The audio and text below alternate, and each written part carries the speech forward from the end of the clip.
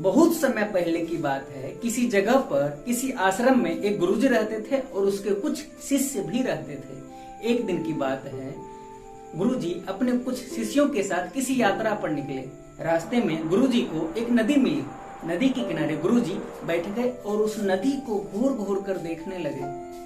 तो इस पर उसके किसी शिष्य ने पूछा कि गुरुजी, हमें नदी को पार करके आगे बढ़ना चाहिए, हमें यात्रा में देर हो सकती है।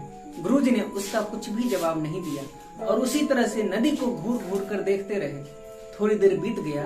कुछ देर के बाद एक शिष्य को नहीं रहा गया, उसने आखिर पूछ ही लिया कि गुरुजी, हम लोग कब इस नदी को पार करके आगे बढ़ेंगे। तो इस पर गुरुजी ने जवाब दिया कि बेटा, जब इस नदी की धारा रुक जाएगी तब हम लोग इस नदी को पार करके आगे बढ़ जाएंगे। तो इस बात पर उस शिष्य को हंसी आ गई। उसने कहा, गुरुजी, ये कैसी बात हुई, ये नदी की धारा तो कभी रुकेगी ही नहीं। तो इस पर गुरुजी ने कहा कि मैं तुम्हें यही तो सिखाना चाह रहा था मेरे प्यारे बच्चों।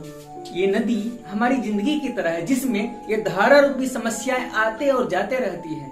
ये समस्याएं हमारी जिंदगी में आना कभी नहीं रुकती है, ये चलते रहती है।